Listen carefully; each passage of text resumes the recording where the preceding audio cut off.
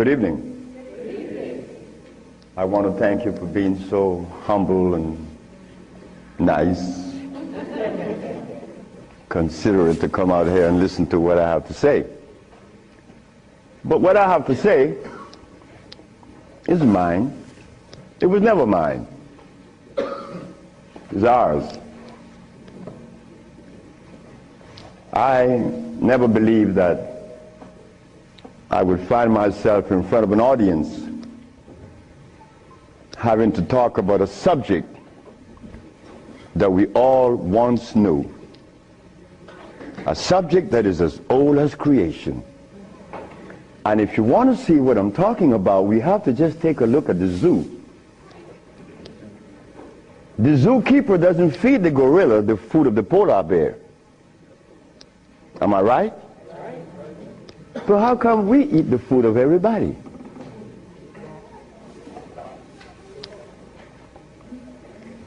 We'll begin this lecture by letting you know, first of all, I'm your brother. No more, no less than you. I can't be smarter than you. That's impossible. We have the same amount of brain cells. So how was I privileged to be navigated to this information? I don't know. I don't even question myself. I just like to live. As a little boy, I hated school. That is the truth. I didn't go to school. I didn't like school. I didn't like to comb my hair. I didn't like a whole lot of things. I didn't like money. I was 12 years of age. I was Seventh-day Adventist. Corby Brown. We left that afternoon from the church. It was a 13th Sabbath. I said, Kirby, how did you like the lecture? I didn't. I said, why you didn't, Kirby? Because they talk about Solomon. I want money. I said, Kirby, but when you have wisdom, you have everything. Well, I don't know what wisdom is now, nor then. But I knew that money was not my pursuit. Kirby said, I want money. We were 12 years of age, 1945. I'm 72 years of age now. In 1994, a young man by the name of Tom Flowers came to me and said, guess who is coming tomorrow? I said, who? Kirby Brown. I said, well, if I remember correctly, Kirby said when we were 12 that he wanted money. I hope he made millions of dollars. I don't have any millions. I don't even have $1,000. Which I don't. But that's okay. I live.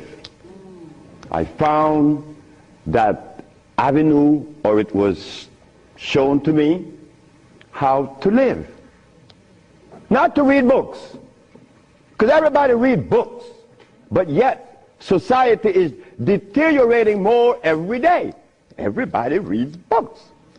The brother called the other day on the radio and said that he asked about corn, right? Corn? He read books. He said that the text, the Kemetic text showed him that corn is good. Well, he better examine his text. Because corn was made by man. But anyway, Kirby said he wanted money. That was a Thursday. Tom Flowers said, Kirby is coming tomorrow. So I said, well, if Kirby didn't make his millions, I'm going to remind him that we are alive. We are alive. Kirby didn't arrive. Kirby would never arrive.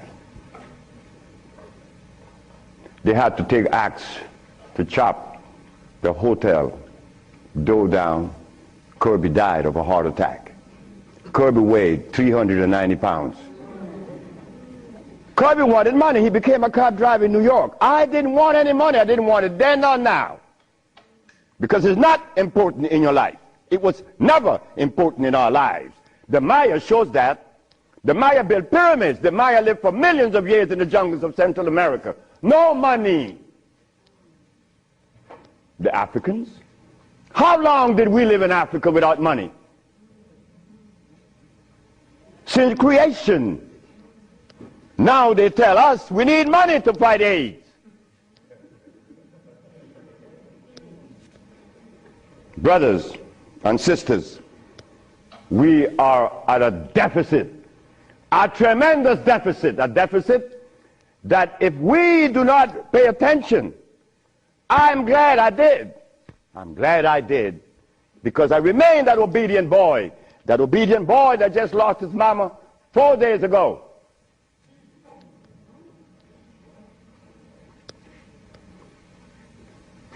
I listen. I listen. But to listen, you can't have a philosophy in your head.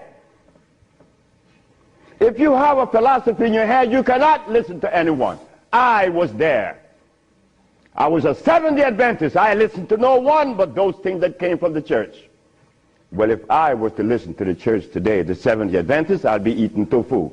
I'll be sick. You see? I'll be eating tofu. If I had gone to school, I would have become a medical scientist. I wouldn't have been able to cure AIDS, because they do not. They don't cure AIDS. If I had listened to all of the philosophies of Europe,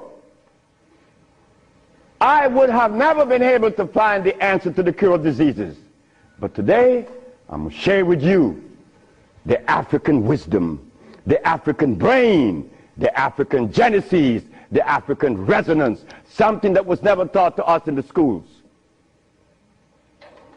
Well, why should we expect the school to teach us something that would enhance our growth and save our lives?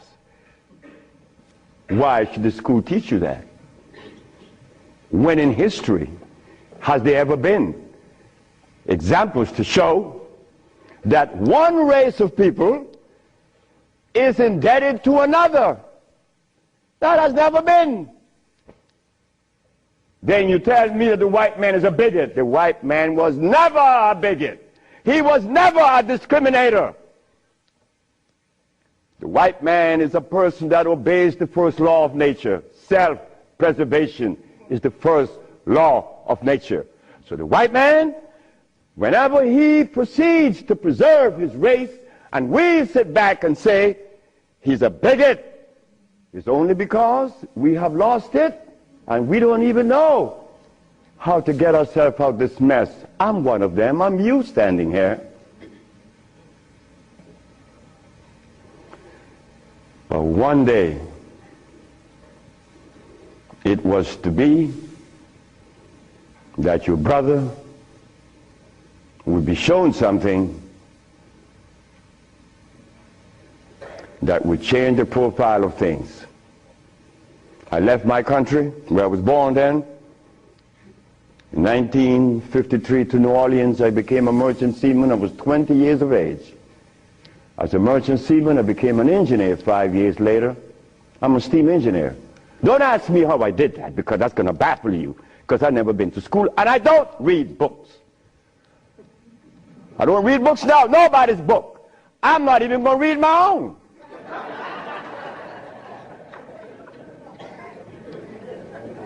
Because all the book readers come to me asking me, how did you cure AIDS? But that's like asking the gorilla, hey man, how come you keep yourself healthy without a hospital? How come you don't have any medicines? We'll begin. I became a merchant seaman right quick to take you through my life. Left Honduras without going to school, became a merchant seaman, became an engineer, worked for the County of Los Angeles as an engineer. While as an engineer, the County of Los Angeles something is to happen. Something is to change my life completely. First, it was a Mexican. The Mexican said to me, "You're dying." I said, "I know." "How do you know?" "Because I fell out going to the bathroom a Sunday afternoon, and I didn't reach the bathroom. I got up off the floor. Something must have happened between there and the bathroom." But I had gone to the neurologist, the endocrinologist, the jail practitioner in Russia, in England, in Germany, in France, United States. And they were people that knows what it is about. They had the great big books on medical science. But my asthma and my diabetes, my impotence was kicking.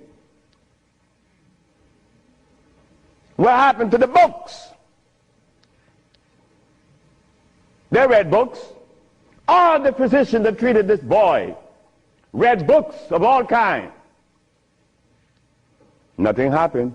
I goes to Mexico, and the Mexican have a goat in his house. Every 5 words it was bad, bad. And I'm looking around. The Mexican said, "The goat bothering you?" I said, "No." "You're dying because you are disobedient." Then he brought the Holy Bible. "Honor thy mother and thy father, that thy days may be long upon the land." That's in the Bible, isn't it? But how could we honor our mother and our fathers when we don't even know what they were about? You don't tell that to an elephant, to honor his mother, because when he's born, he follows his mother and watch what his mother eats. Do you and I know what our mothers ate in Africa? We don't know, yet we dialogue. We dialogue on this level of intelligence because I know Plato, I know Aristotle, I know all about Diogenes, but you don't know what your mama ate. So everything that you talk about means absolutely nothing. So you see where they have us at a deficit? That's why we need each other's. Now, when I became an engineer, the Mexican said, "Stop eating. Don't eat anything." For how long? 3 months. I said, "Are you crazy?" He said, "No, you nuts." You ask me if I'm crazy. You've been eating garbage for 30 years. You've been eating garbage. And I'm going to remove the garbage for 90 days, and you ask me if I'm crazy. What was I eating? Hog maws, chitlin, neck bones, crackling bread, lawn in New Orleans.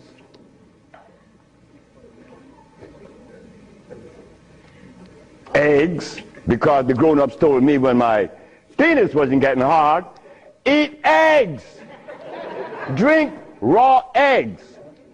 And I did, by the dozens. And nothing happened. The Mexican said, "Don't worry about it, don't eat." 90 days later, I was no longer impotent, no longer diabetic, no longer asthmatic, no longer with glasses on my eyes, and this stomach hair was 42.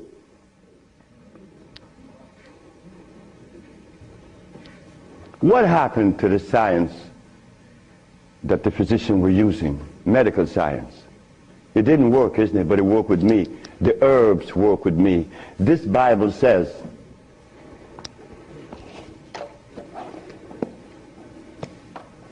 in the book of Revelation, it says 22 verse, and the first chapter, it talks about the herbs for medicine. Am I right?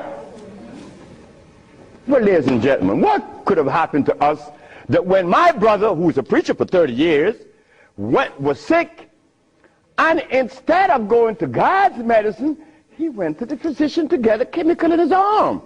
My brother died 21 years ago. I'm not a preacher.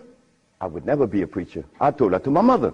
She wanted me to be the preacher. I said, "No, no, no, no, no, no. That would be the last thing that I would consider." She said, "Why?" I said, "Because I want to live truth. Even if it kills me, I'm going to live truth." And truth is, the Bible says that the herbs are for the healing of the nations.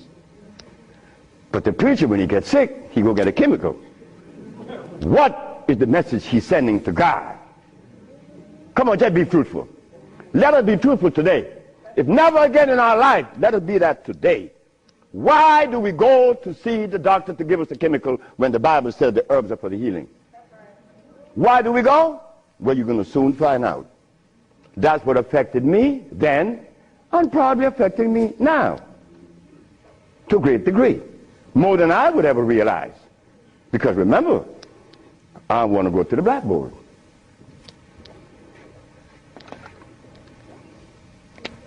Roughly speaking, Africa. Way overhead, we put America.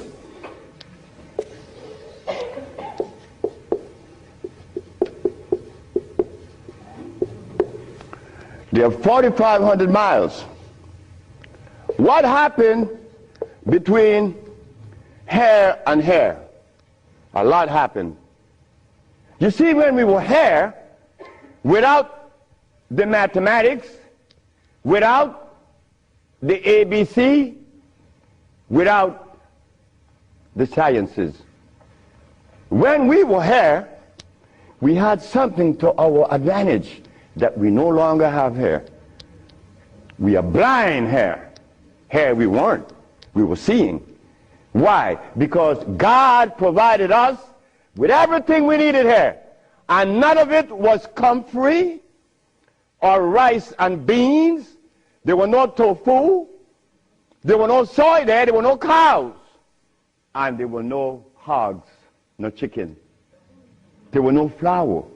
Those things didn't come from Africa. You see rice and beans and flour and cheese and meat and the starch that you eat, they all came from right here, from a laboratory.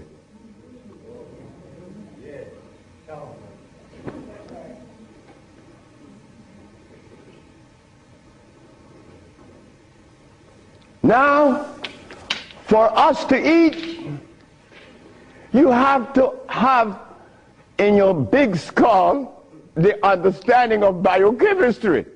But when we were here, we didn't have to know anything about biochemistry. Why? Because God doesn't make poisons.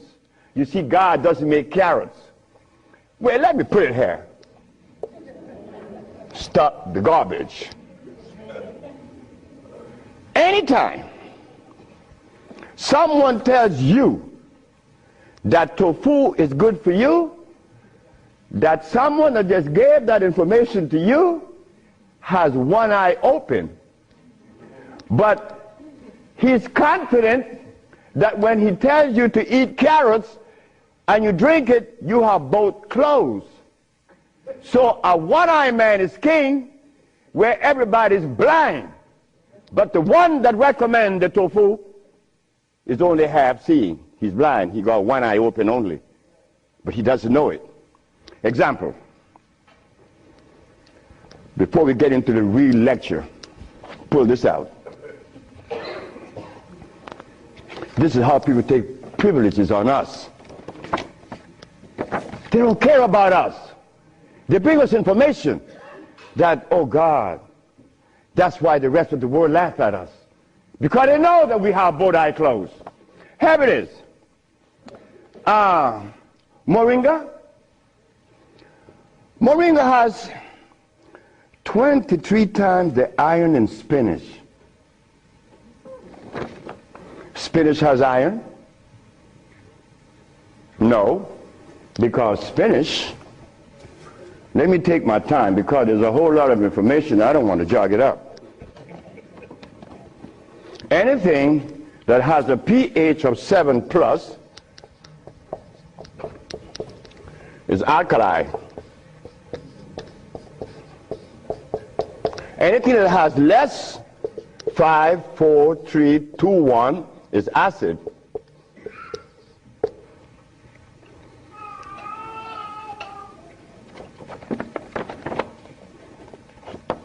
Spinach.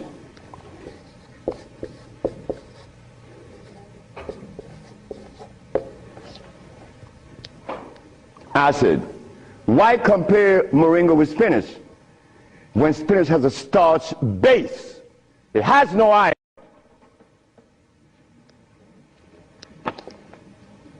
7 times the calcium in milk. Milk has calcium. Well, I stopped drinking milk 42 years ago, and I could fall on my knees. You drink milk with moringa, because they said to mix it with milk and some pages hair, you're not going to fall on your knees at 73. You're going to leave your knees down there. 11 times vitamin A that you find in carrots. Carrots has vitamin A. Carrots belongs on the acid side of life.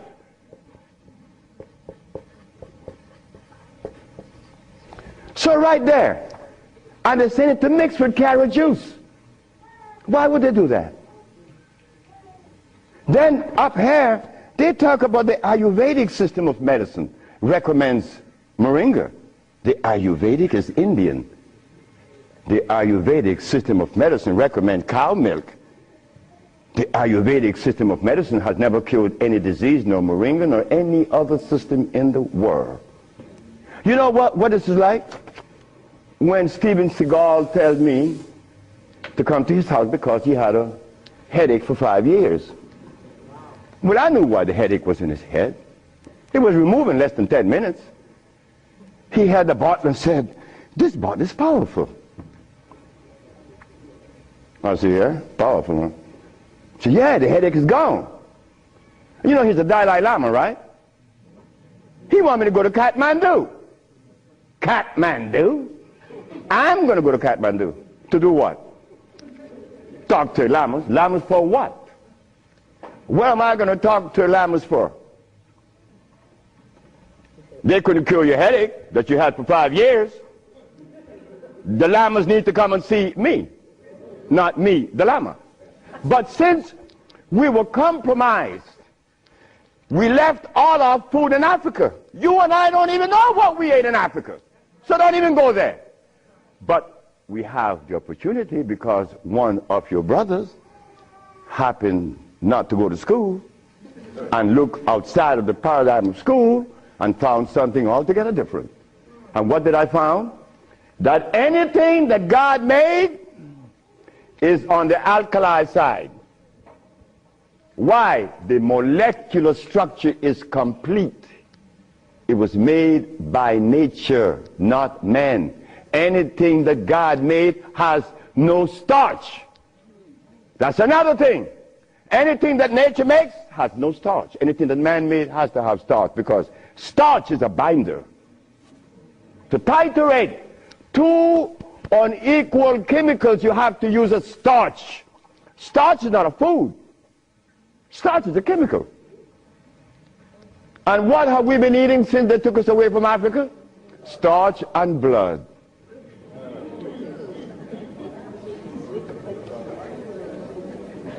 Starch and blood. We didn't eat blood in Africa. Gorilla doesn't eat blood. He eats leaves and berries. But gorillas are sane. They listen to each other, and they have a society well put together. Well, Sebi, when he became the engineer, and he found out that the pH value of things had a lot to do with healing and the properties that's to be used, I was happy. I used to run home. Guess what I found? I found that the herb that everybody's talking about is acid, and everybody's using it. What herb is that? Comfrey. She said, what? I said, yes, it's on the acid side. And so is rose hips, enchirecia. What about golden seal? That's right, golden seal was made. It's like the stick that you put in your mouth. They call what? What they call it? The chew stick. What they call it? Liquid stick. Everybody have liquid stick in the mouth, right? But liquid stick was made. It has 50 times more sugar than does sugar itself. It has glycerinic acid.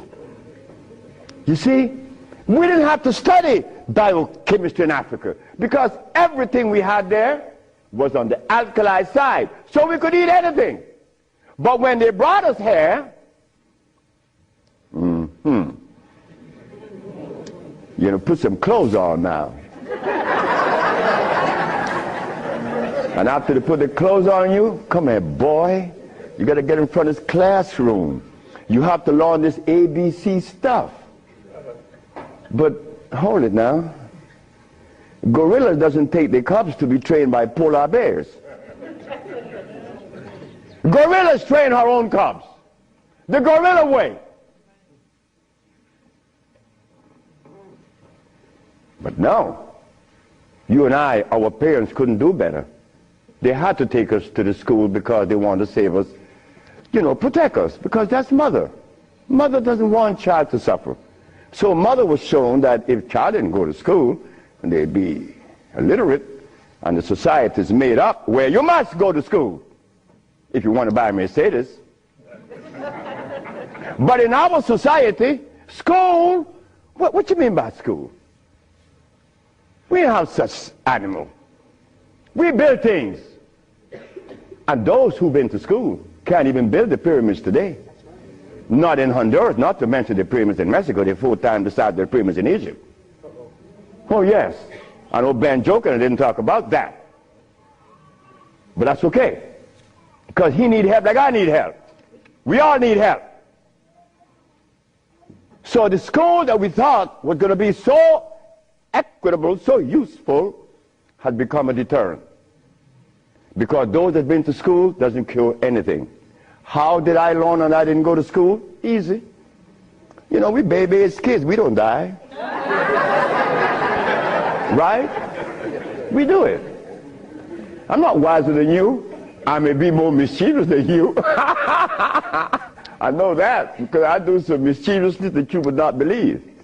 But anyway, as an engineer, I went to work one night and I began to test herbs. And I begin to see that all the herbs that you guys are using are acid, every single last one of them, except for burdock, yellow dock. They're natural herbs. And the other one, which is the red clover, that's a natural herb. You know, they're alkali. They're very good.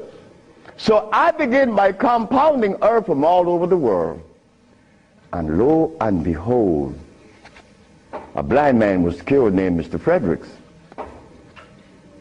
Then the Japanese, Fred Takashita's wife, was killed of endometriosis. She had a baby. She was never supposed to have a baby. It's a white lady from Utah.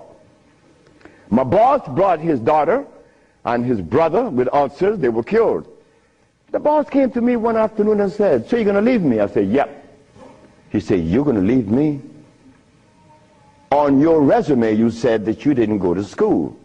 And the only reason why I hired you is that I was curious to find out how could a man have an engineer license, never been to school. I wanted you to fail.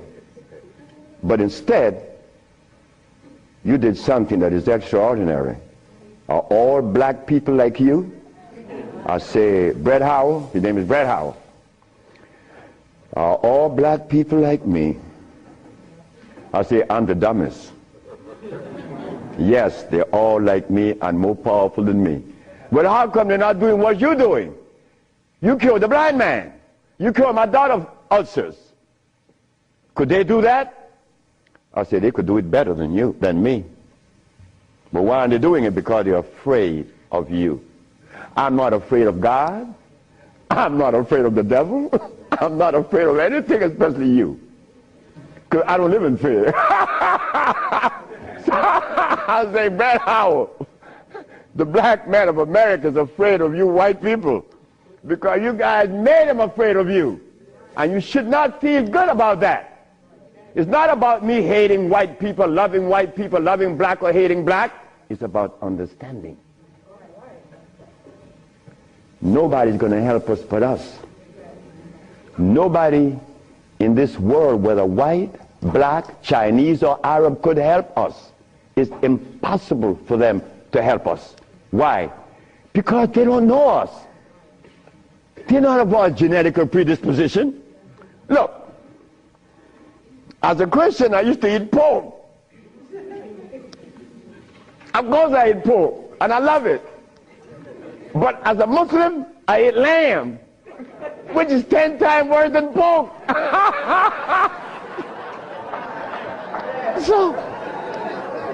So what do I do? Who do I turn to?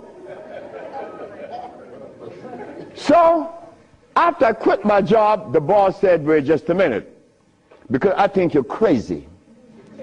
You're leaving your job as a steam engineer in 1980, when herbs in 1980, I'm making $2,900 a month. I'm going to leave my job with 10 years seniority to come after some herb that you didn't like. Why did I do this? I had to do it. It wasn't that I could see that far. I can't see beyond my nose. Talk about years ahead. But I had to quit my job. And I had to question myself, why am I doing this? But I did.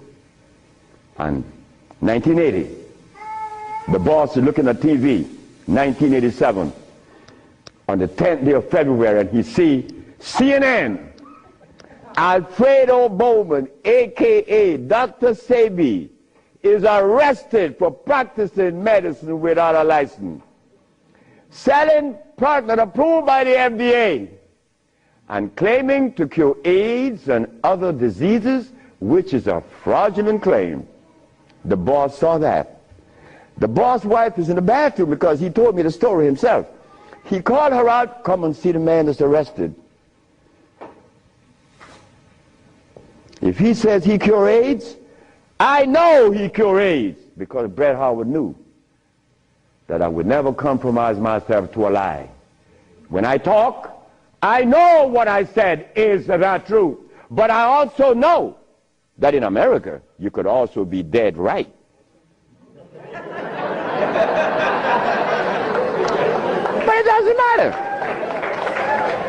It does not matter. I'm 73 already. They kill me tomorrow, it's all over with. I will reach 73. My brother, who was a preacher, he only got to 50. But I stuck with you, the black woman. That was my success. You, the black woman. I always kept my eyes on you. Nobody else, not the maid, because I'm one. We don't do nothing. We can't do anything. We need you. Because it is you that held a hand. It is you that breastfed us. My mother breastfed me for only 4 years. But that was sufficient.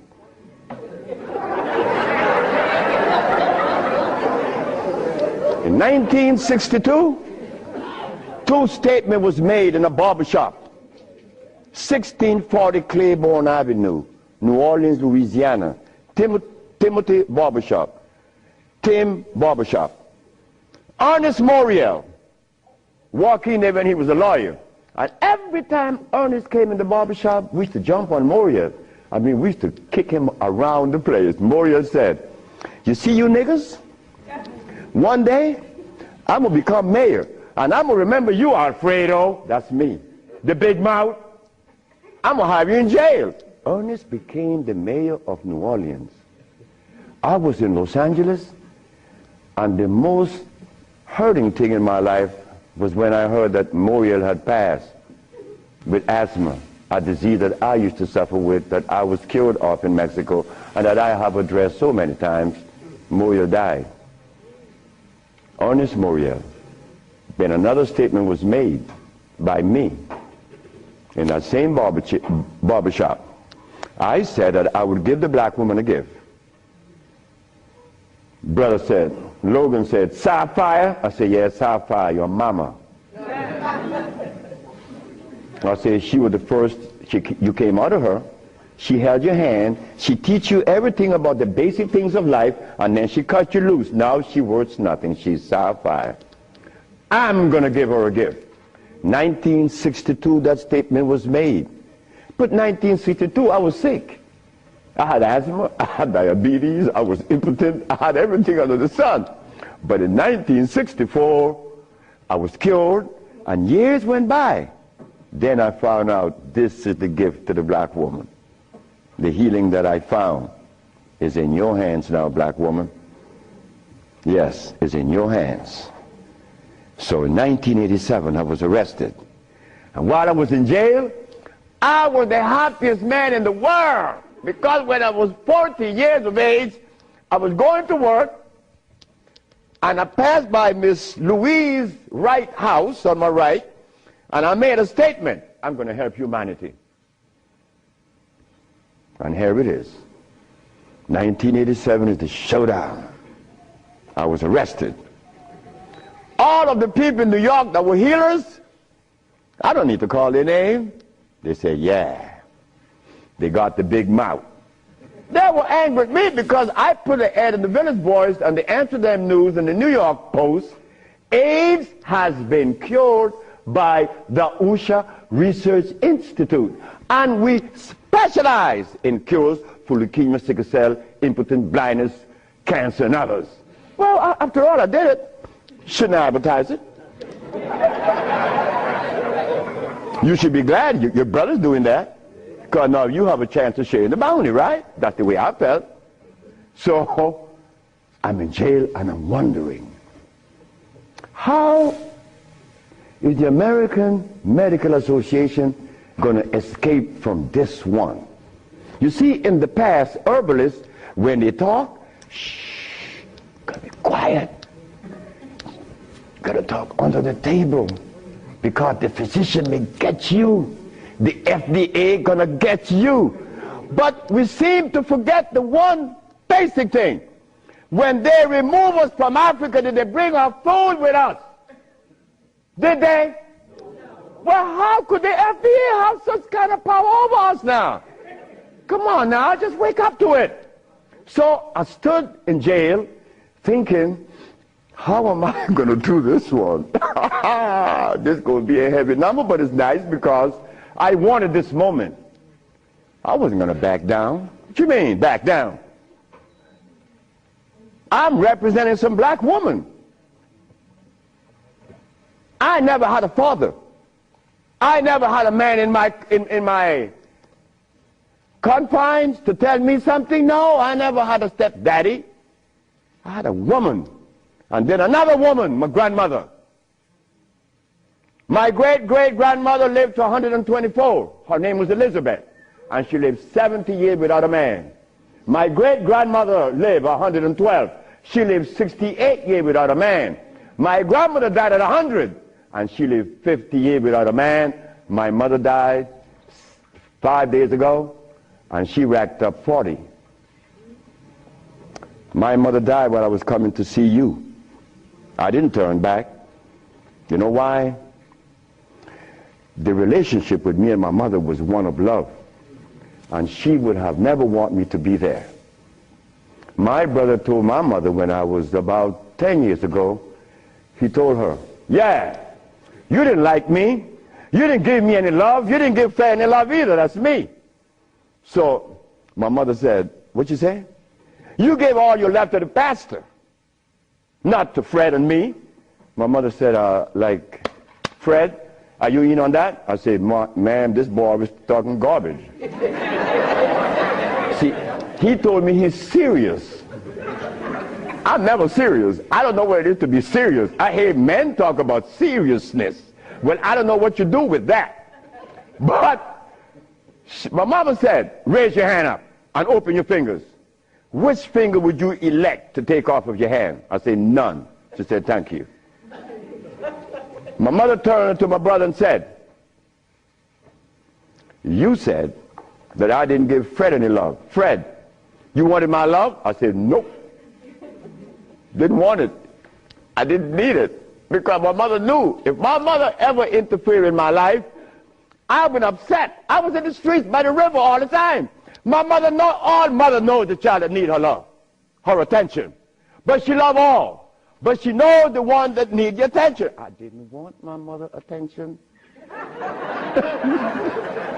And she knew it. But my brother said that she didn't give him any. But the boy went to the 3rd grade. He owns a fishing fleet. He owns an ice factory. And he owns a... That she didn't give him any. But the boy went to the 3rd grade. He owns a fishing fleet. He owns an ice factory. And he owns a fleet of planes. And he said that his mother didn't give him love. You see how we could easily make mistakes? Okay. Mother is mother and will always be mothers. The greatest gender on the planet. So while I'm going to court now, and I'm standing, the judge said, get the man out of jail, and I went to his chambers. Judge Shorter said, young man, you mind if I ask you a question? I said, no, sir. Why did you advertise that you cure AIDS?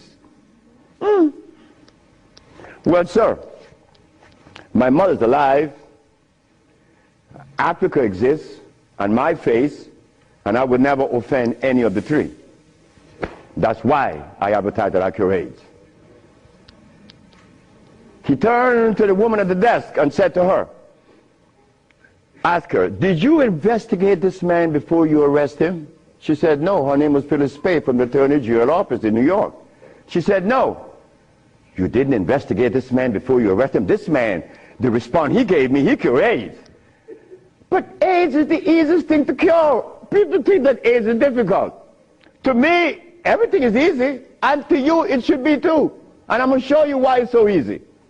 So the judge said, well, you out in bail, and that was February the 12th, I got out of the 13th, but the case doesn't begin until 88.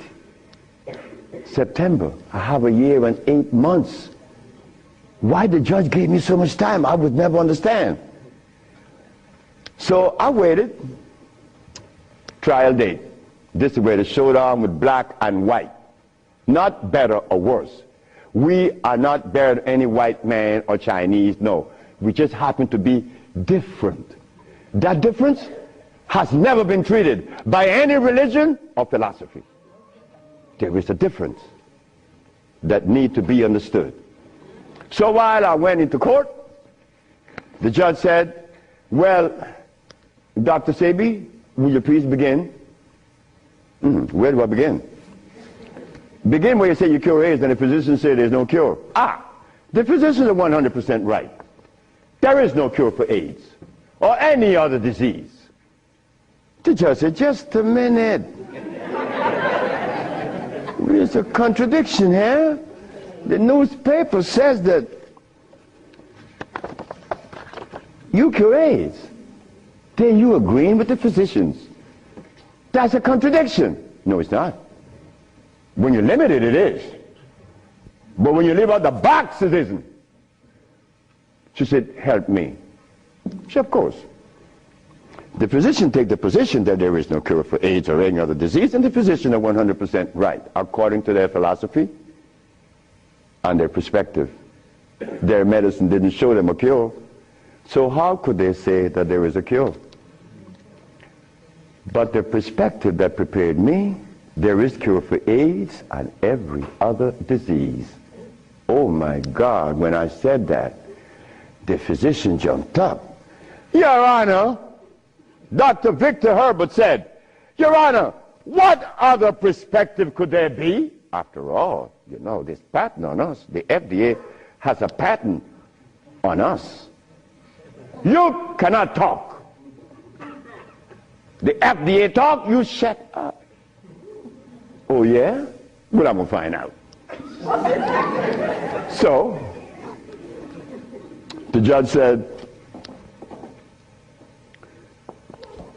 what perspective is yours? Dr. Victor Herbert, Dr. Bonanno, and Dr. Christopher said, how could there be another? I said, there is another, Your Honor. And what is the other? The African bioelectric cell food. I've never heard of such a thing. That's what the physician said. He had never heard of the African bioelectric cell food. I said, of course.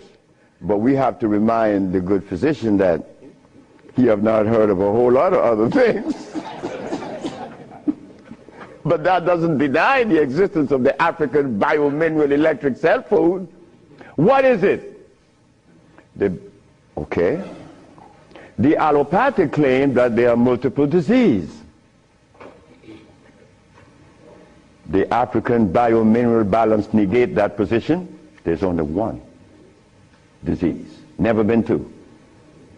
The allopathic claim that to treat the multiple disease you must use a chemical, which is violating God. Right? The African biobalance said no. It's a nutritional approach, electric food. Your Honor, I told you that this man was insane and unscientific. He said there's only one disease, but there's only one. Remember, I'm the boy that didn't go to school. I'm going to break things down to the least common denominator. When I was a steam engineer, I found out that in a machine, thermodynamics I'm talking about, or an automobile, the only thing that could cause this machine to go bad is what? Short circuit, obstruction, overheating. The same thing with the human body. So what did I do? I put compounds together that would cleanse the human body of what? Of mucus. In so doing, AIDS, sickle cell, lupus, herpes, blindness. But it sounds too simple, right? Well, that's not my fault. They have complex things, and then they deal with the complexity. And boy, that's a job.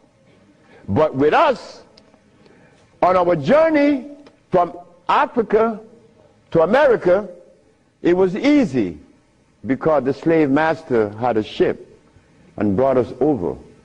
But getting back to Africa, we get confounded. We can't go back now. We don't know how to go back. We better not even go back.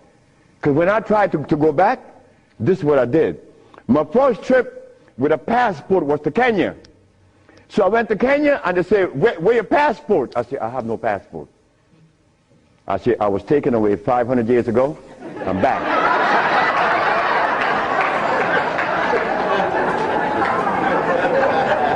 When I left, I didn't have any passport.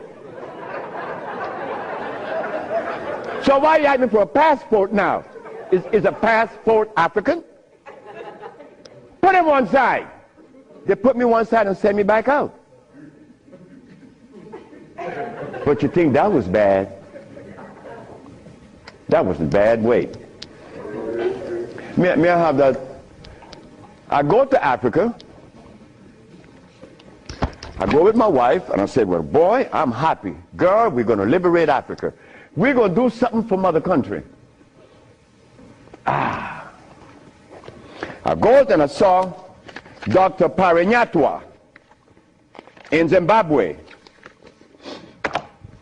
I said, Dr. Parinyatwa, I think your problems are over with. Not only Zimbabwe, all of Africa. Here is Hospital Vicente di Antoni, is an Italian hospital. Department of Blood and Laboratories. Oswald Savala, HIV positive on the 25th of November of 1993. 17th of January of 1994, HIV negative. This boy named Alfeo Lagos, this from the Red Cross, the Honduran Red Cross. It says here that this boy, it doesn't show any date of which he contracted AIDS. Why? Because he was born with AIDS. But down here it says he's negative on the 19th day of January of 1995. Another one. This one caused a laboratory to call for me. I thought it was funny. This is the next one, the other one. His name is Alex Suarez. On the second day of January, this boy of August, he found himself with HIV positive. On the 19th day of August of the same year, 17 days later, the boy is no longer HIV positive. So they called me for what? I don't know. because I know they're not going to change it. Now, this one you're going to like. This one is from the San Diego Public Health Laboratories. It says here that this man has a HIV-1 RNA 26,205. The boy was supposed to be dead at 25, right? Just go to the other page. 6 months later, he's less than 400. He was killed at 15. So anybody want to read it? Because I could be lying, because that's the way we think. But here it is.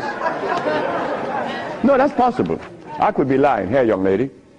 So, curing AIDS, brother and sister, look, that's the easiest thing for niggas to do. We could do more than that. Curing AIDS, to them is big thing. To us, it's nothing. You understand? But now, here is where this little culprit comes in. Where did I put it? The blood, no, no good. Here it is.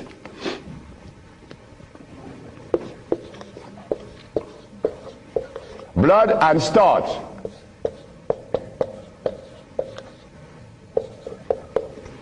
Blood and starch. Blood and starch is going to prevent you from doing what the ants does for each other. Ants, when it's getting ready to rain, you know what they do? All the black ants, they begin to do what? Cut the leaves and take them to their little nests. Ants doesn't eat leaves. They eat the mycelia that grows on the leaves with the temperature. They are farmers, but they provide when it rains. Red ants does the same. But we black people, we can't do that. Because when your brother showed the world that he cured AIDS, why didn't the African countries jump on it? All the African people eat is blood and starch, nothing else. But that is the Africa that you and I dream about.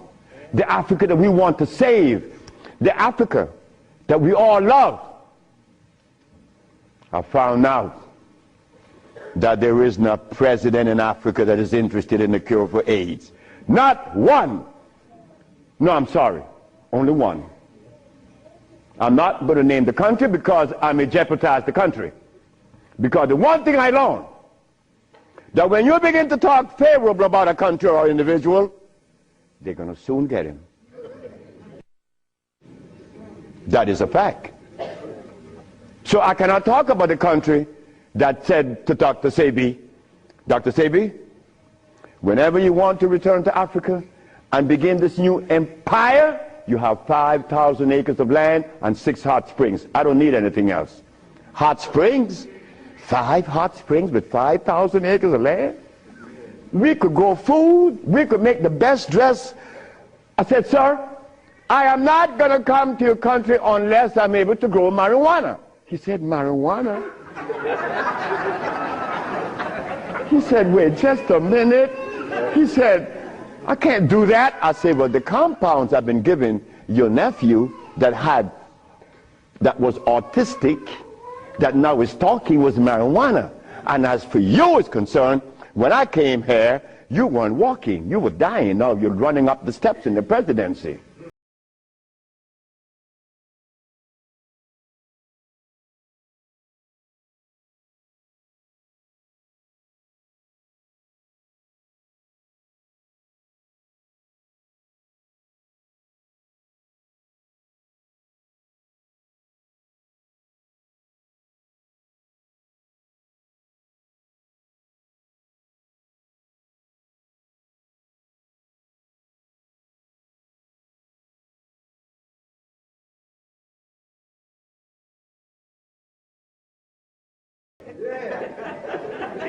I have that right. It's not everybody that uses it, from autism to arthritis, is cured, because everything that God made is good.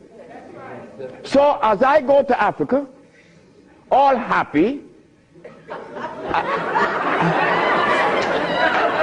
I came back with my tail between my legs, because ain't happening.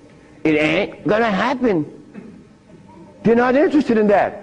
But the one thing I noticed today and yesterday, and you may have heard it, President Clinton and Sanjay Gupta, they found the end of AIDS. How could they find the end of AIDS when they have not found the end of diabetes, the end for sickle cell, the end for any disease? But they're going to tell us that they're going to bypass these lesser diseases and jump on the major one, and they got the cure for it.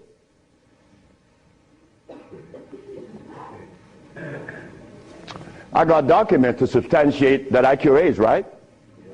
So what's up? What's up? Well, I'm going to show you what's up. When I was in Zimbabwe, the Department of Health said, why do you come to us saying that you could help us? And your leaders in America didn't help you. My leaders in America? What do you mean by that? They mentioned Minister Firecon. I said, just a minute. I don't follow any man. I follow women. And I don't follow sick people. Because if I follow sick people, then I got to be sicker. I go to Brazil. They say, why don't you, if your leaders didn't help you, why should we? I say, my leaders, again, they brought these leaders in front of me. And they mentioned something like Al Sharpton and Jesse Jackson. I said, oh, God. I said, why you all ask me about these people? I never knew of Jesse Jackson or Al Sharpton or Oprah Winfrey promoting something that is equitable and good for the black community. That's never been. What they could do is march. That I know. But why do you ask me about it? I'm asking you, why can't you incorporate this in your repertoire? You said me, I have no leaders. My leader's my mama. The biggest testicles that anybody I've ever seen, they was on my mama. So don't ask me about leaders. I don't follow leaders. I never was part of that thinking. I don't need anyone to lead me someplace. So now I'm asking you, what do we do now? I cure AIDS. Are you going to call Oprah? You don't need to. She could advertise 1 million pieces, broken pieces, right? But that's fine. But she cannot advertise the cure for humanity. But there's one little dude that got himself in trouble. And he was totally unaware of what was going to happen. This little dude, I'm home with my wife, enjoying myself, a Sunday afternoon, looking at TV, somebody threw a rock on my window. It's Randy Jackson. What did you want? My brother want to see you. Your brother? Michael? Okay. I went. Well, he's sick as hell. Well, I treated him, and he got cured. He saw it, and he was encouraged to take me to the Rayburn building on Capitol Hill. Oh, my God. This is going to really confound you. Michael Jackson took me to the Rayburn building on Capitol Hill on the 31st day of March. April. No, of March. March. It was March. 31st day of March of 2004. I said, why are you taking me there? Because you cure AIDS. I said, but what makes you think that they are interested in that? What makes you think that the world is interested? I don't care if it's any country in the world, they are not interested. Especially Africa. They were never interested. AIDS isn't killing Africa. Hepatitis C is killing Africa. All of West Africa is red line for hepatitis C. you talking about? But they're Muslims. So they have to eat the Muslim food, which is goats and lamb.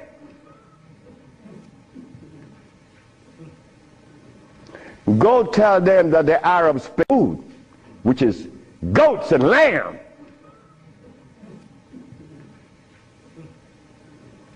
Go tell them that the Arabs played a trick on their brain. You cannot do that. Me, I remain the son of the jungle woman. The jungle woman that didn't have any clothes on. Yeah, I am her son.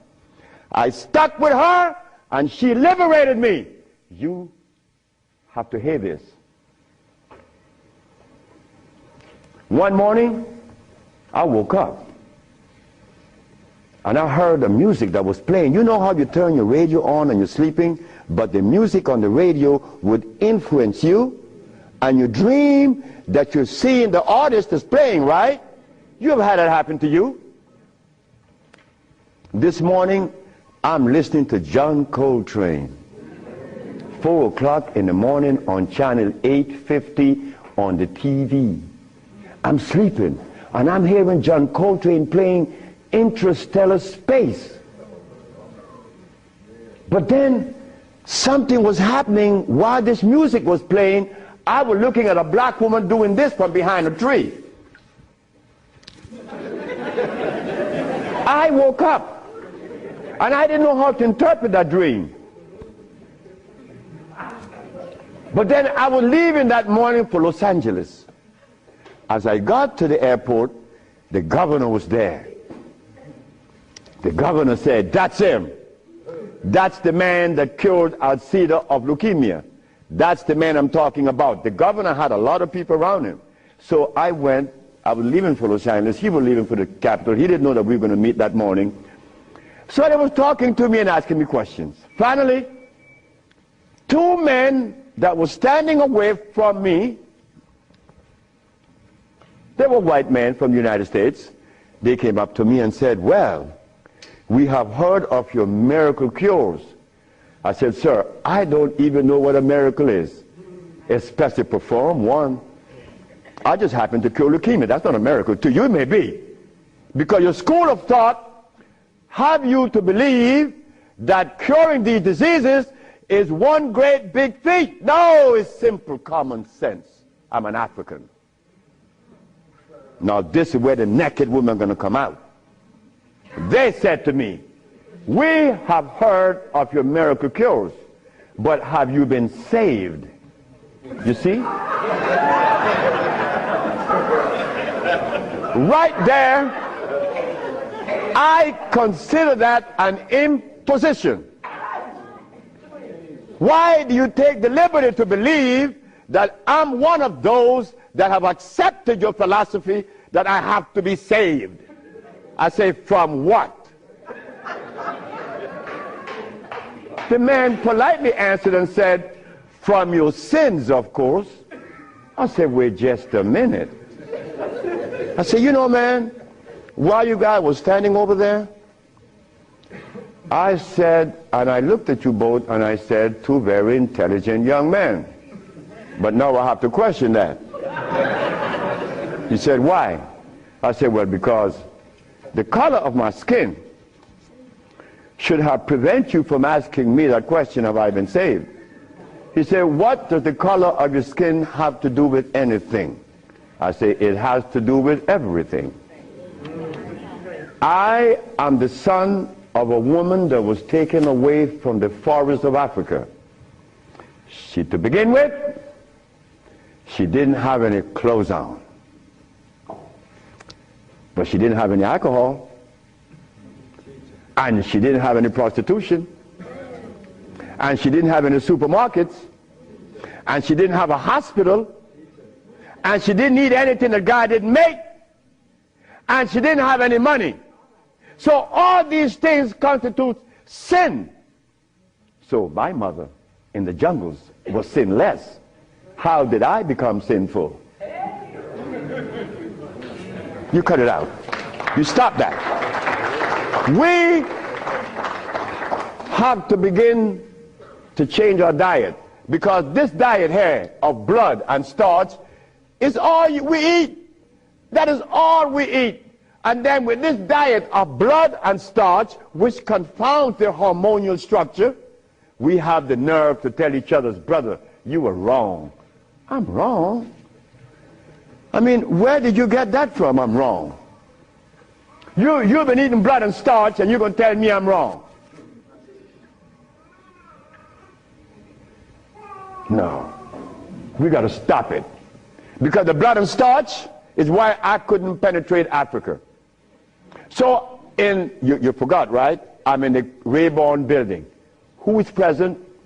Sheila Jackson Lee from Texas, right?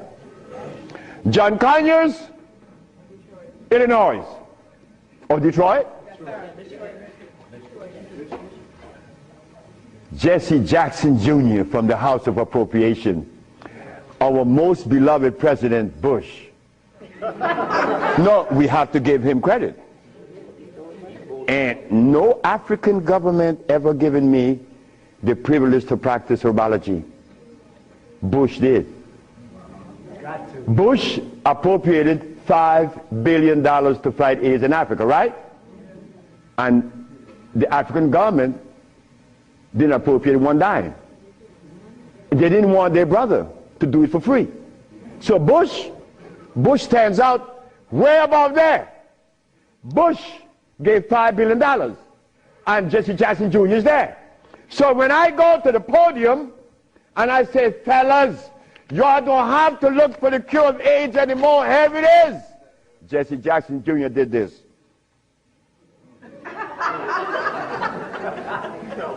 I said, I'm going to talk about this. I have to write about this in my book. Because you, not me, but you and I believe in the leaders. We hope that they could do something, right? Well, they had a chance. So 17 African ambassadors, only one came to me from Mali. The only man came to me and said, Dr. Sebi, I have to respect your position, and I appreciate your position. You have proven that you cure AIDS, and I would like for you to go to Mali. But that's not the country I was talking about previously. He just presented himself that day. But Jesse Jackson Jr. didn't tell you that I cure AIDS, right? He didn't tell his daddy either, isn't it? And Miss Sheila Jackson Lee didn't talk about it, right? And so did John Conyers. So who gives a damn? You see? But that's good. That's good. We don't need leaders, isn't it? So we're going to do it. Because we're doing it now. Because those black women I'm talking about, there's one sitting there. They are going to tell the world we cure AIDS. But last night, Clinton and Sanjay Gupta is on CNN talking about the end of AIDS. How about the end of sickle cell? How about the end of lupus? How about the end of herpes? How about the end of blindness? They didn't find those, but they find the end of AIDS. How is that possible? Are we going to buy that too? Are we going to let them continue to say that there is no cure for AIDS when your brother is curing it? So we are guilty. We are the ones that's guilty, not the leaders, because they're sick. All the leaders are sick. You can look at them and tell they're sick. So we have to forget about the leaders, right? So which animal in the forest follows a male? None, right? They all follow females. So how did we begin to follow males? I mean, that was the most, look, the one thing I wanted in my life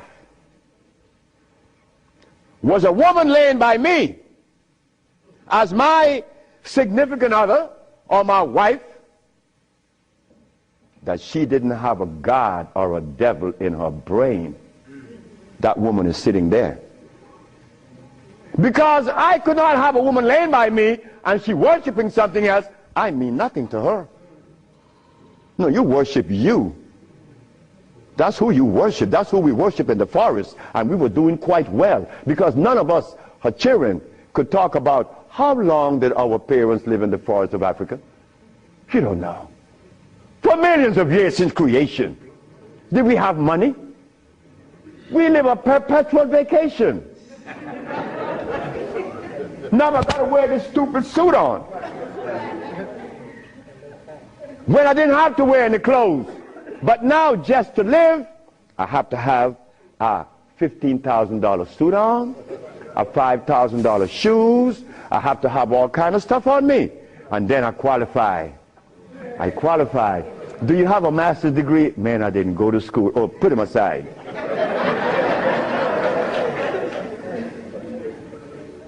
So in essence, there's no one on this planet that is interested in the cure for any disease. None of the leaders, none of those who are talking, they are not interested. It was simple. It was understanding that is alkalinity that cures, not acidity. And any healer that comes to you with these things, like adding carrots, like moringa, it says here,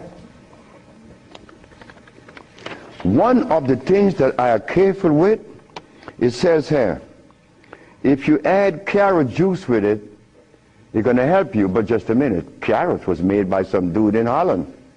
It's very acid.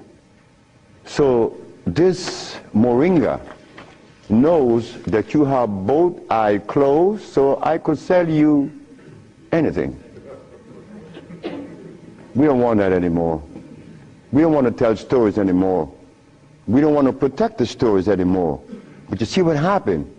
When you have been healing or call yourself a healer for 20 or 30 years using comfrey and rose hips and recommending tofu, and someone come on the set and says that you may not be quite right, man, you get off there. You begin to get crazy.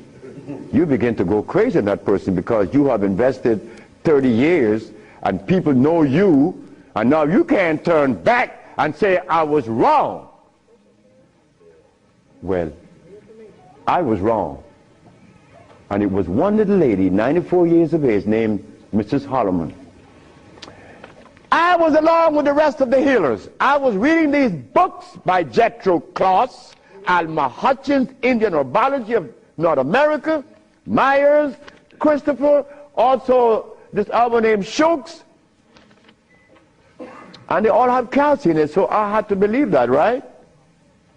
And I went to Mrs. Holloman. I said, Mrs. Holloman, you got to drink carrot juice. She said, sit down, boy.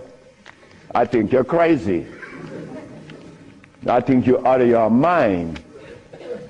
I'm 94 years of age. I don't wear glasses. I don't need you to come and tell me to drink carrot juice because I know that carrot is a poison. I was in Rattan, the island of Rattan, and a woman was listening to me talk, and she asked me, what is the best breakfast in the morning? I said, I don't know. She said, a glass of hot water. I know she was right. The sister was right. So in essence, all of the hoopla about AIDS was just noise. We've been curing AIDS since 1984. Why didn't you know about it? The media didn't let you hear it, right? Jesse Jackson Jr. didn't talk about it, right? Well, I think in the book I have to mention his name because this is what's happening. They're lying to us. And we have to stop it. We have the cure for every disease in the world. We, the black race, is responsible. Not the white, not the Chinese, not the Arab. The Arab need help. They need help now. All Arabs need help. Because there's no way in the world where you find the highest incidence of eye problem like Arabia. Because they eat lamb. But could you go and tell an Arab to stop eating his lamb? It's like going to tell someone that uses cocaine, stop. Then you're crazy.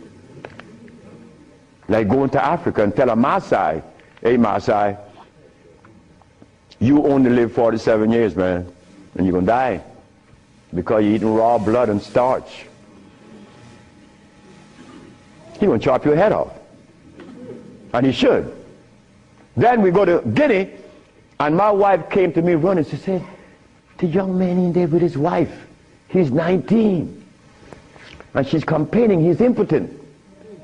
At 19, she said, yes. My wife came with it. What happened? We asked the boy, what does he eat? He eats cassava. Cassava.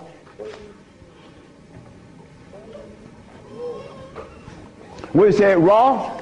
Yes. Go to Guinea. It's a what? Cassava.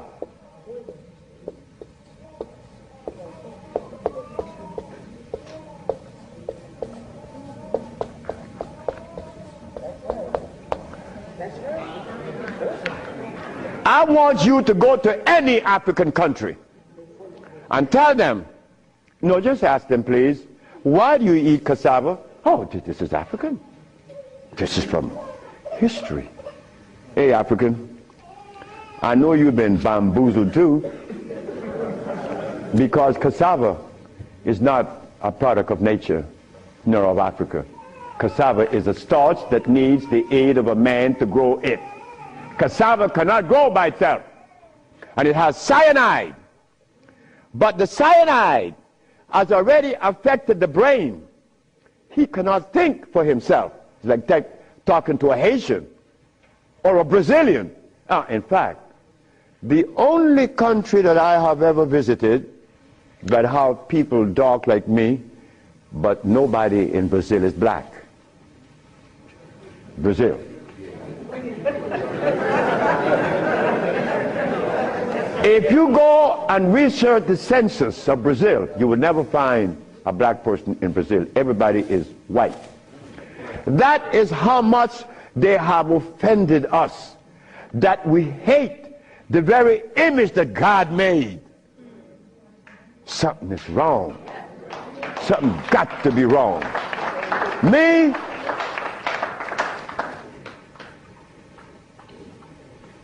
I was a very good Christian, and a very good Muslim, a very good Buddha. And I wanted to join the, well, I don't want to mention it. But anyway, I was a good everything. But what I found, that they were feeding me the wrong food. And I had to deny all of them because they feed us garbage. There isn't a religion in the world that have fed the black race in America or anywhere in the world the food that is consistent with their cellular predisposition. So if you, my religion, is feeding me the wrong food, then what is the message you are sending? It's like putting gasoline in a diesel car. You would not get to South Philly. No, you're not. It's not going to run right. But we're eating starch and blood, and we want a dialogue. Dialogue based on what? I mean, come on now. We are the remnants of what world? Let us try to bring it back. We can't challenge each other's. The only thing we have to offer each other's now is love. But to get to that point, a sister told me the other day, because I made a statement in the church, a brave woman stood up and asked me, Dr. Sebi, what have you learned from the entity that you are forwarding to us now? What have you learned from it? I learned to kiss everybody's butt. And I meant that. It came out that way in the church. Well, I had to give it that way, because that is the way it came to my brain. I kiss everybody's butt. It's easy. You see, it makes it easy. When you start kicking it, somebody's going to do something to you. And when you start kissing it, they reward you. So this sister came to me, and she was very smart. She said, do you literally? I said, drop your panties.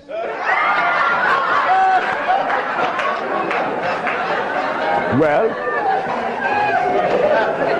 I came out of a woman's vagina, I could kiss her rear end. That's easy, isn't it? Is it easy?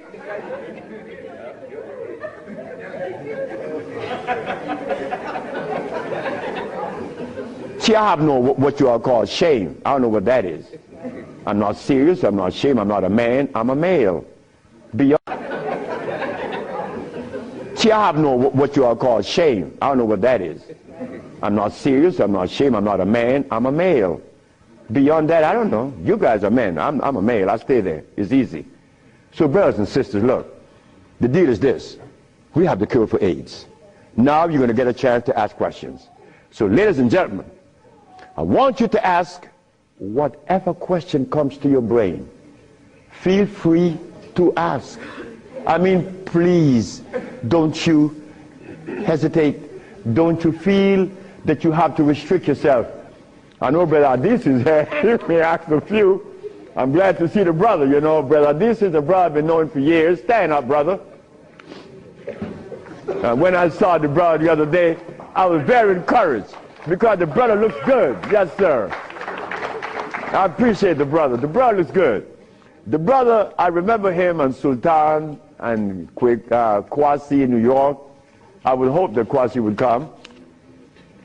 And a bunch of other brothers. It was a bunch of us brothers. We were in love. New York was, look, we were in love. There was a love that we used to share that was so nice, so warm. But none of us, or all of us, understood that we couldn't follow anybody. Because if you start following one, you have to dislike the other group. But I'm a black man, I have to love everybody. I have to love Muslims, I have to love Buddhists, I have to love Christians. So if I have to love everybody, then I'm going to make it easy. I ain't joining nobody. Because I have to love everybody anyway. So it makes it easy. So now we go to the question. The sister and then you, another, yes. Good afternoon. Is it necessary to circumcise the male child? Again, sit down. The sister asked, is it necessary to circumcise the boy, the male child? Well, who started that? Europeans. Who? My last little girl was born. I said, I told the mother, if this child is born and I'm not here, you will not cut the navel string. Okay? You understand? Listen to me now, Fanny. You will not cut this baby navel string. Okay. And I'm going to tell you how to do it. When the baby is born, you put the baby on your chest and let the baby suck your breast. The placenta is going to come right out. You put the placenta in a bowl and put some flowers on it. Keep the navel string attached to the baby until the placenta. 4 days later, it falls off the baby. You throw away everything. No cutting, no stress. No, it isn't necessary to circumcise, because I was never circumcised. It was you. Next. I was intrigued by you before and was very successful with it. But I'm a backslider and I want to know, what is the cure for AIDS so I can get back on track? She said that I treated her before and that she was cured, but something happened. I don't know. She wanted to get back on track. And the next question about how do I cure AIDS?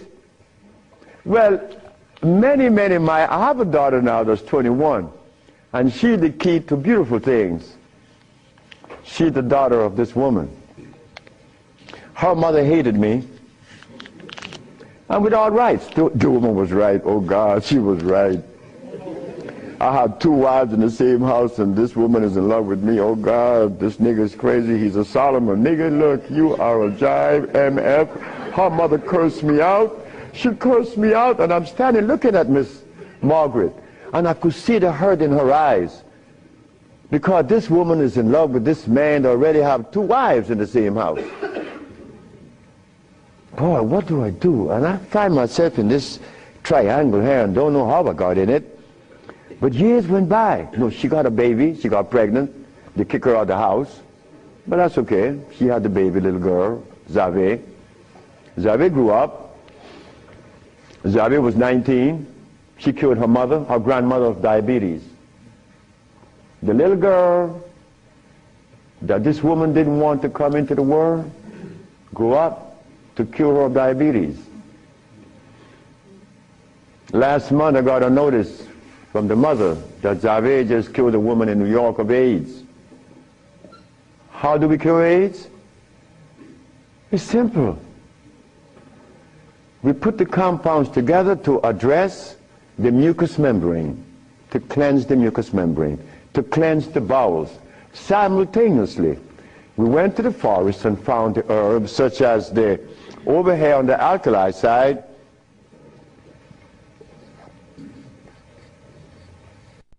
sarsaparilla is an herb that has the highest concentrate of iron.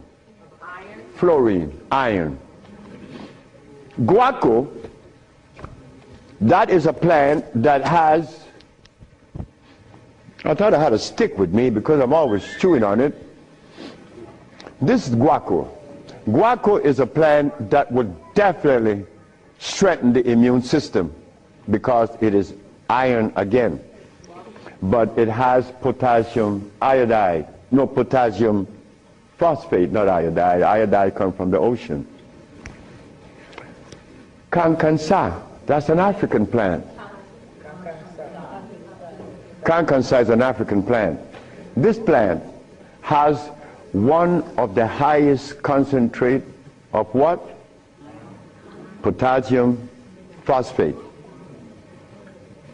Those are just few of the plants. We use about 40 some odd plants to cleanse the body, strengthen the immune system, and electrify the system, because you want to electrify the body. That's how simple we cure AIDS. We cure AIDS. We don't treat AIDS. This thing here says that Moringa said, and they keep repeating it, that they uses it with the belief that it's going to cure. They think, oh no, we got to stop talking like that. We cure. That's how we got to start talking. If you don't cure, get out of the way. Because you're lying to people. Next question.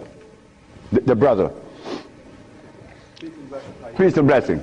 I'm really enjoying your lecture, and my question is, when you see a client, what's your thought process? When I see a client, my thought process, I already know what the brother needs. Like the Mexican knew what I needed. The Mexican said, you're dying because you have disobeyed. Unconsciously you disobeyed. So when a brother comes to me, I already know what the brother needs. I don't need to go into a whole bunch of scientific jargons and intimidating the brother by putting light in his eyes, iridology. I don't do that. I don't do anything. I just give you what I know you need. People come to me for compounds from Japan. She killed a woman in Japan named Kaoto Kita in Kobe. She never seen a woman. She was in hospice already. With cancer what? The lungs. There you go. Cancer of the lungs in hospice. She never seen the woman. In a month time, she's vacationing in Hawaii. Okay, there you got it. Yes. Her than you. Yes, the sister.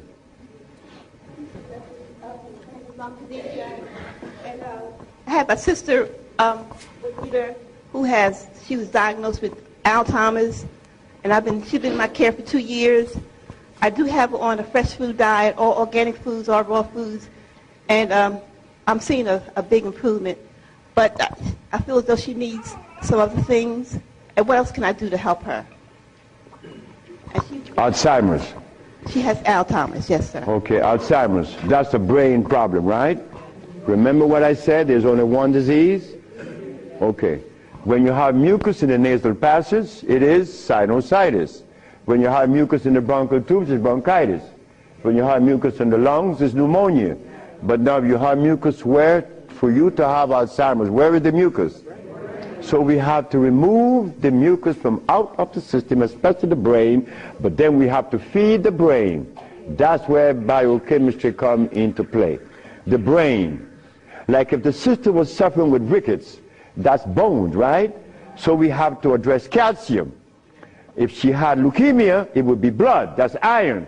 But now she has Alzheimer's. She has mucus in the brain, which prevent the brain from receiving what?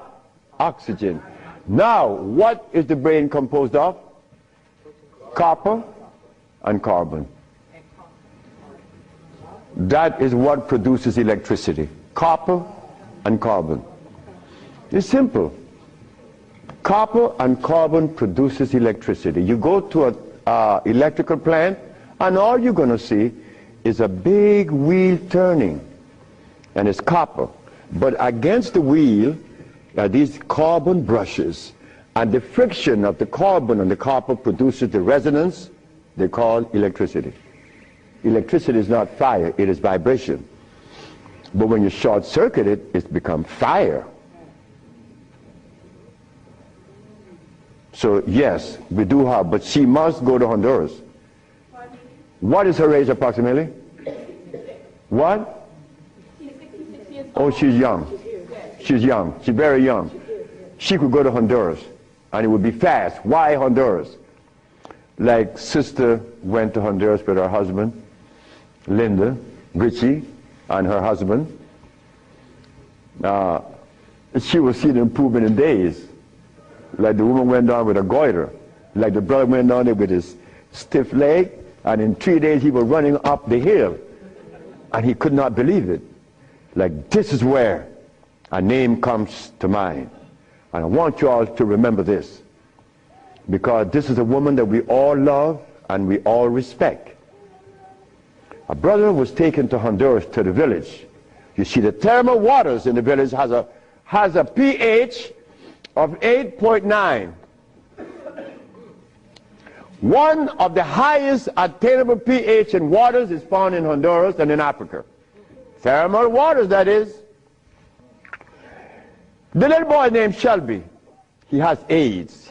He has Kaposi sarcoma. All the black spots on his body. The boy went to the thermal bath 1 day, 2 days, 3 days, 4 days. The boy came out of the bathroom screaming. The black spots were gone.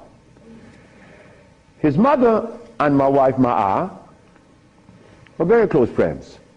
Ma'a told Malakia, take Shelby to Honduras. On the 4th day, he's doing good. How long is Shelby going to stay there? 1 month. I said, 1 month, he's killed. On the 4th day, the soul disappeared, right? On the 10th day, he tell his mama, I want my passport. She said, for what? I want to go back to Los Angeles. Dr. Sebi says that you have to stay here a month. He said, bitch, did you hear me? That is what we, mothers and fathers, get from our children today because of those hamburgers. It wasn't Shelby's fault. It wasn't that child's fault. That child went back to Los Angeles and began to use crack and died about 2 months later. But Malakia is telling the sister that you all know very well about the incident. Present was Oprah Winfrey, and she said, she was telling the story to her aunt, which is Maya Angelou. Well, I'm nobody. I'm nobody anywhere in the world. I just happen to cure AIDS, but that means absolutely nothing. My son told me I messed up. I should have been a boxer in cracking people's jaws. I get millions of dollars. But the crack jaw come to you and they pay you pennies. So you are nobody, daddy. In this world of today, curing AIDS or any disease means absolutely nothing. I am not a famous person. I'm insignificant. So Miss Oprah Winfrey said, well, if he's that good, how come I haven't heard of him? Well,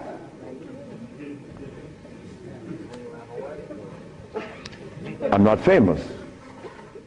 Oprah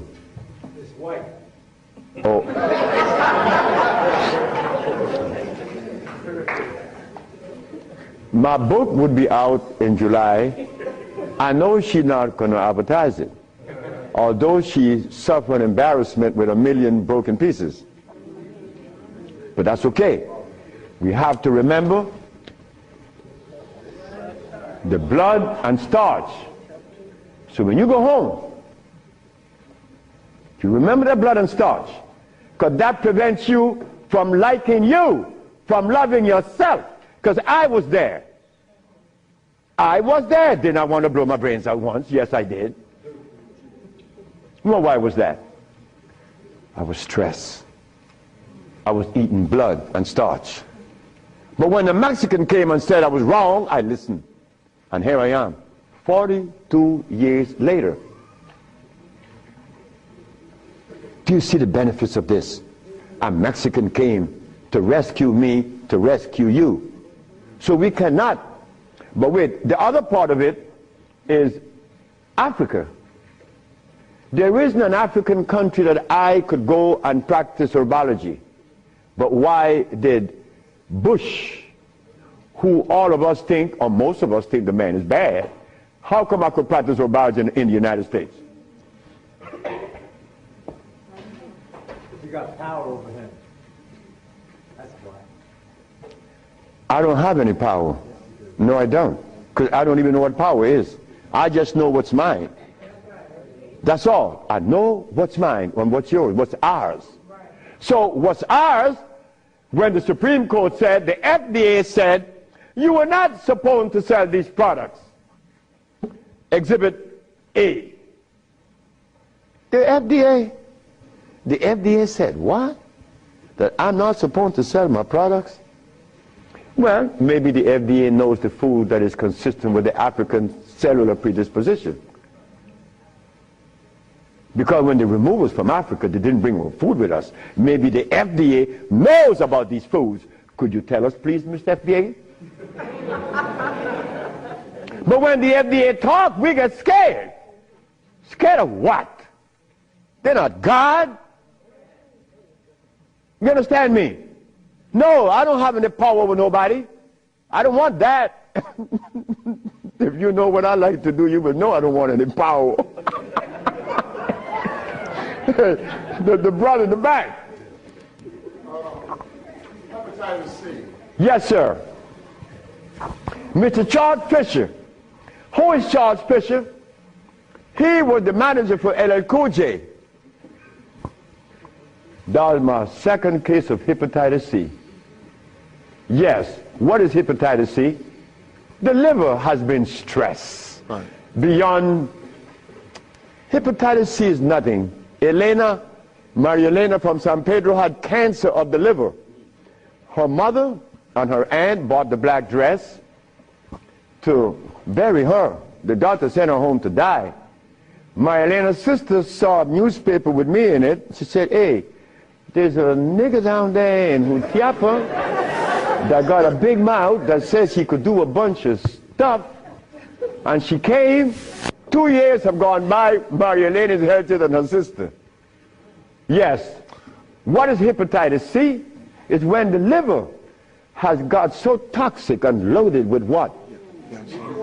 With poison. Blood and starch. So we clean it, clean the body. Because you have to clean the intestines. You have to clean the liver. You have to clean the blood. Because all of these have been affected. Yes, brother, we have cured many of hepatitis C. So what herbs would you use, doctor? It's not an herb. It's a therapy. Therapy? It's a therapy we have. Okay. I was sort of encouraged to, what's that, interferon.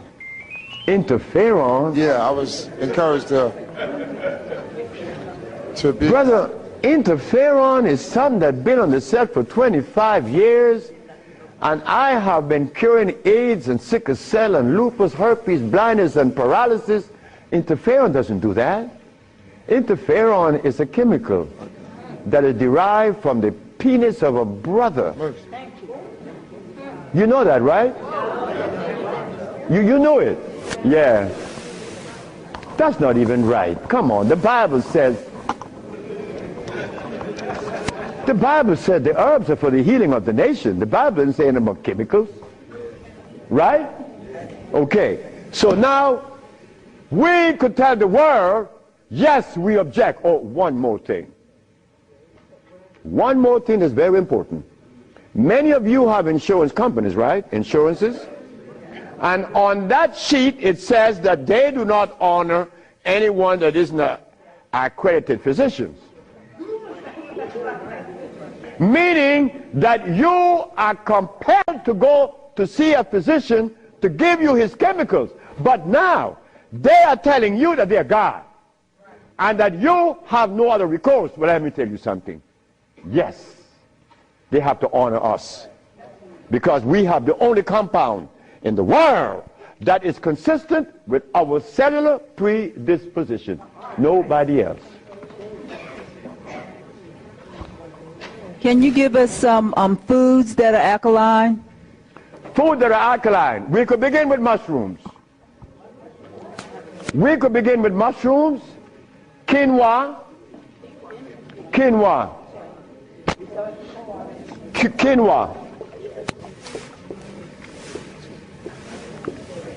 quinoa amaranth,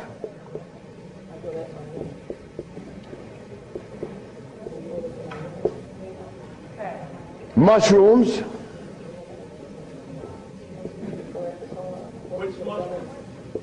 portobello, crimini, also oyster mushrooms. Many people are of the opinion that oyster mushrooms or mushrooms are fungus. What is a fungus? A fungus is something that grows on you and eats things up. Mushrooms are the product of mycelia. This is a network that nourishes. I have cured many diseases, psychological problems, with the Stropharia cubensis. So let me tell you something. Mushrooms are very good. They're high in potassium. Yes. And then the next, wait.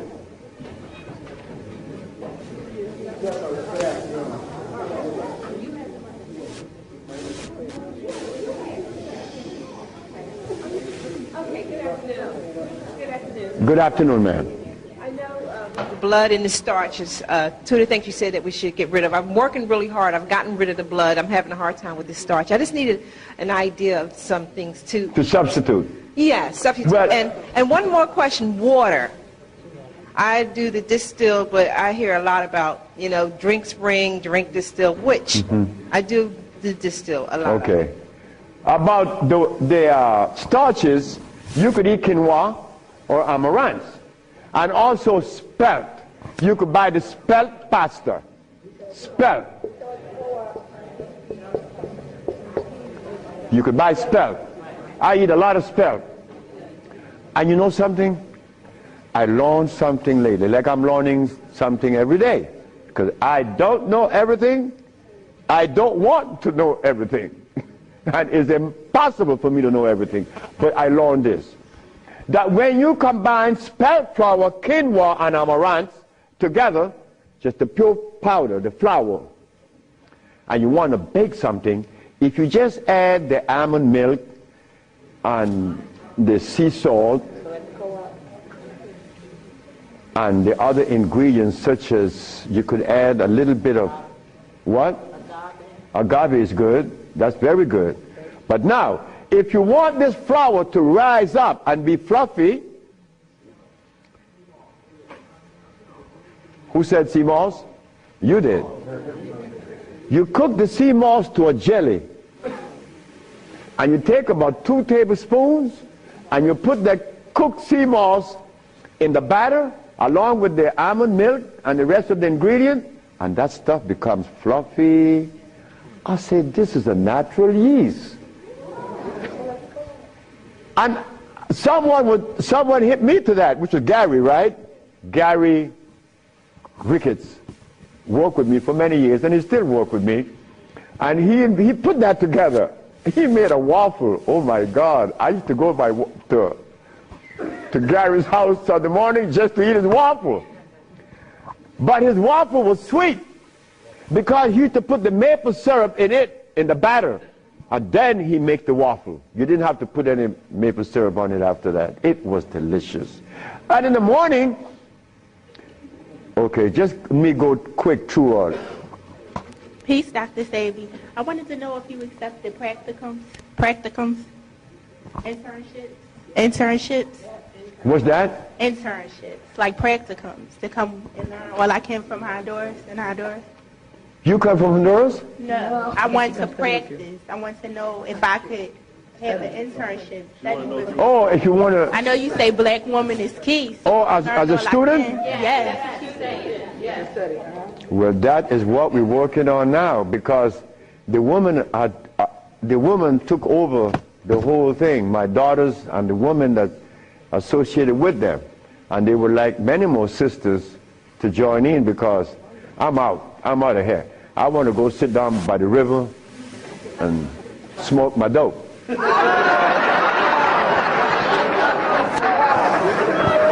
I get your information? What's that? Can I get your information? So wait, the sisters, give her your number, because she's the one that's in charge of that, and I'm quite sure that she's going to consider you. Okay. Wait, the brother is deciding. Hi. Thank you for coming. Yes. What I want to, my name is Justine, and what I want to know is, how do you get rid of fear? How to get rid of fear? Yes, fear. Ha ha! There ain't a nigger in the world as scared as me. And you want me to tell you how to get rid of fear. Well, you know something about fear? Fear.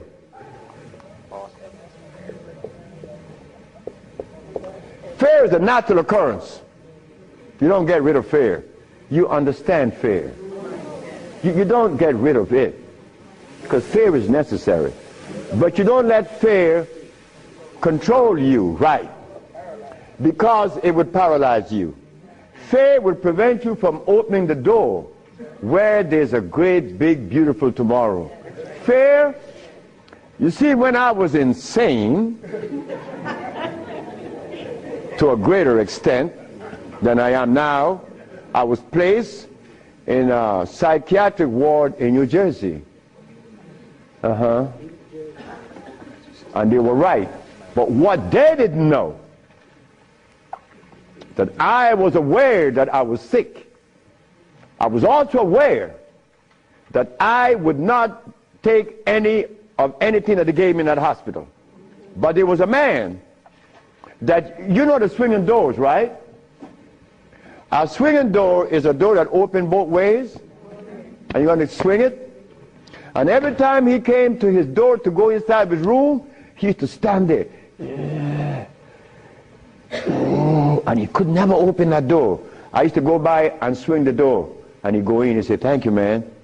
Why couldn't he open that door? Fear.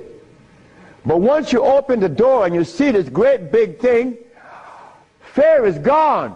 A bright tomorrow, hey, I'm no longer in fear. But then comes another one that's going to trick you.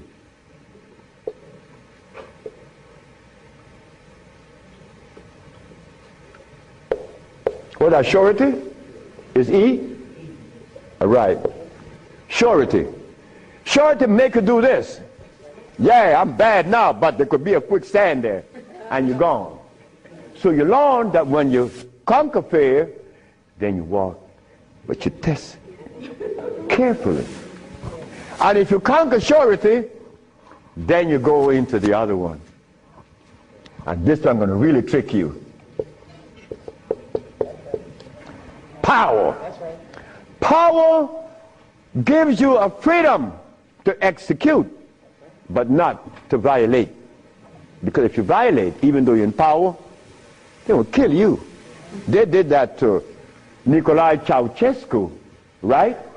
In Czechoslovakia.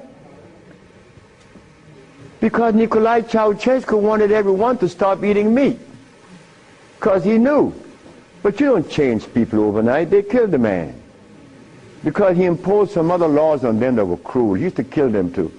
So power has to be understood, not to be misused. Then if you survive power, then you get the last one that's going to get you.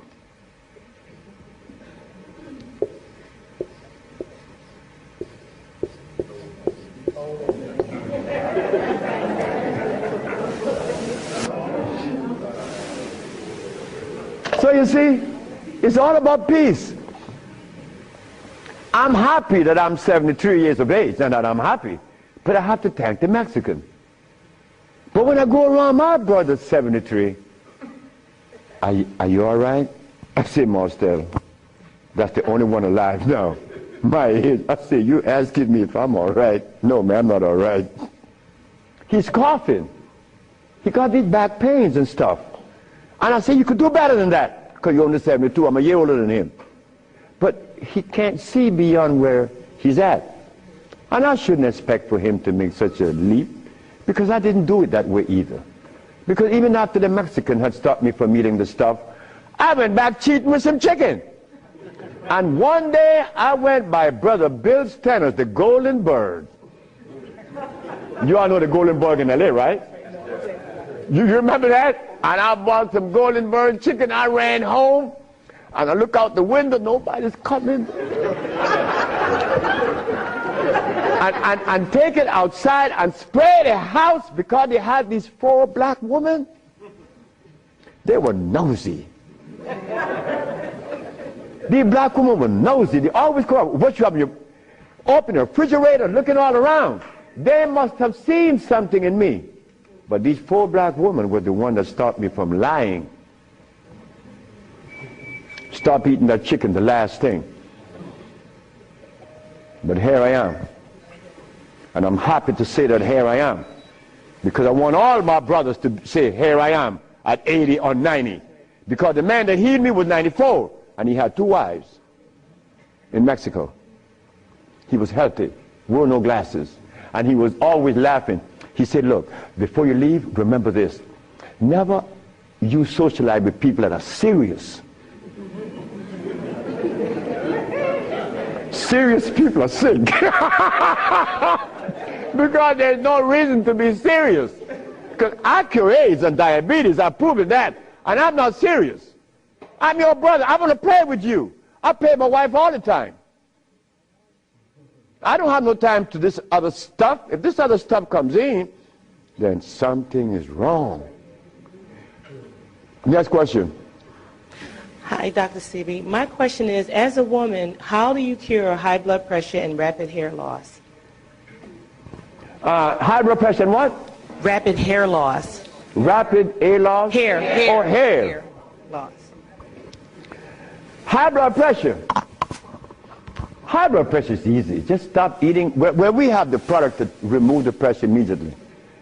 People go down to Honduras, and in less than 3 days, the pressure's down. The man just came from Caymans. That's right, Caymans. Grand Caymans. He came down with high blood pressure, diabetes, and impotent. A young brother, 52. 3 days later, man, my pressure is down. Dr. Sebi, my pressure is down. I say, yes, I know that. What's the problem there? Why are you so amazed? 5 days later, my sugar is gone. I don't have no more sugar. And then, on the 10th day, he come with his girlfriend telling me. I like to see that. Because I was impotent. And these old folks in Honduras was telling me to drink eggs and wine and meat, cheese, butter. And the Mexicans say, you're crazy. Stop eating and you can get all the sex you want. Stop eating and it happened. So brothers, if you're in trouble, stop eating. And there's a product outside, they call it Viento. Brother, I don't care how much in deficit you are, you will be out in less than 24 hours. I know. I have to be abreast with that because my wife is 20 years younger than me. I can't allow this woman to get ahead of me. You understand? And she looks good and she's youthful. So I have to maintain energy. And I want all of you brothers to understand that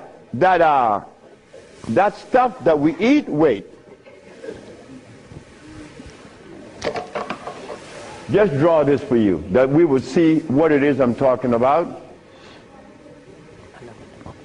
Because this is important.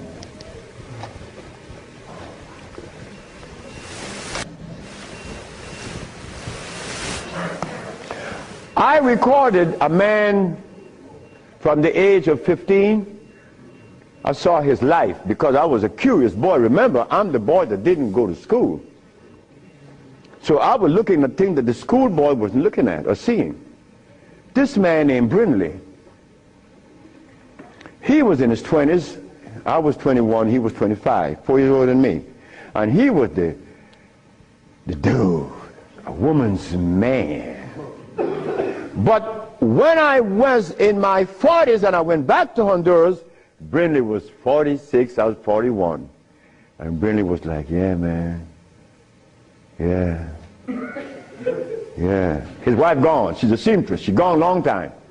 But when he was young, he had every woman in the world. I said, Brindley, what happened? Man, you know, I'm old now. I said, hey, nigga, you're 46. I'm 41. There again, what is old? What is old? Old is when you get to my age, 73, nigga, you old. Sure, I'm old. If I had a big belly on me and I wore these glasses and I was hooked up to a machine, and no woman want an old sick man beside her. So brothers, look, stop eating blood. Because when you get to my age, you want to be healthy. You want to be playing with her, right? Sure you do. Why not? She's your companion. You want to play and laugh with this woman. Brindley couldn't. Why? You see, this stuff right here.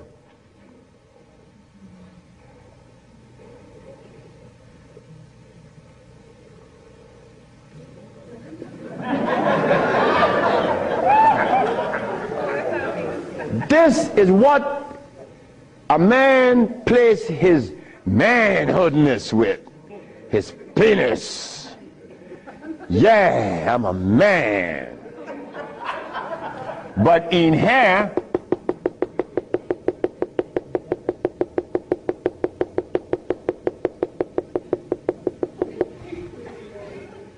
to keep this penis erected, these little orifices, they call veins and the rest, has to be opened for the blood to flow, or else